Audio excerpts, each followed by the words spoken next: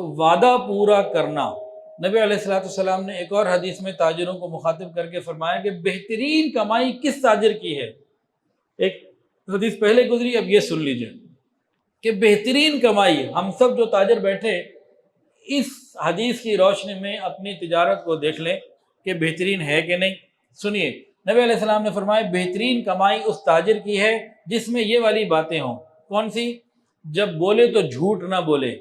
امانت رکھے تو خیانت نہ کرے، وعدہ کرے تو وعدہ خلافی نہ کرے، سامان خریدے تو بلا وجہ اس سامان کی برائی اور کمی اور مذمت بیان نہ کرے، بلا حقیقت کوئی بات نہ کرے تاکہ سستا خرید لے، اور جب اپنا مال فروخت کرے تو غیر ضروری تعریفیں نہ کرے، مبالغہ نہ کرے، اور جب اس نے کسی کا پیسہ دینا ہو، کوئی مطالبہ کرنے آئے، یہ بلا وجہ ٹال مٹول نہ کرے، پیمنٹ دینے میں بلا وجہ ٹال مٹول نہ کرے، اور جس سے اس نے لینے ہوں نرمی سے مانگے، آسانی والا معاملہ کرے، اپنا حق دینا ہو جلد سے جلد ادا کرے، ٹال مٹول کرے گا اور اس کے بعد ٹھیک گنجائش ہے، ظالم ہے، ایک آدمی ہے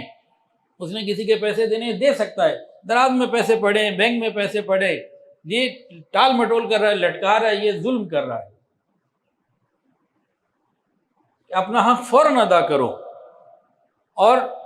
کسی سے لینا ہے تو اس میں نرمی کا معاملہ کرو۔ فرمایا کہ جس کے اندر یہ جس تاجر میں صفات ہیں اس کی کمائی بہترین ہے۔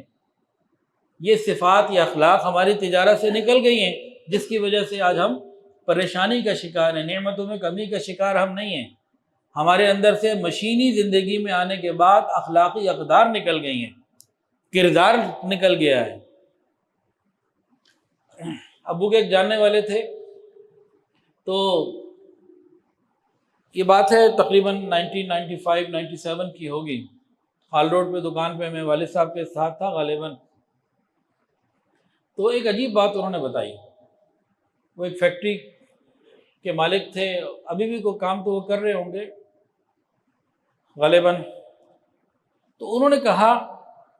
کہ آج 1995-98 کی بات بتا رہا ہوں، کہنے لگے آج سے 30 سال پہلے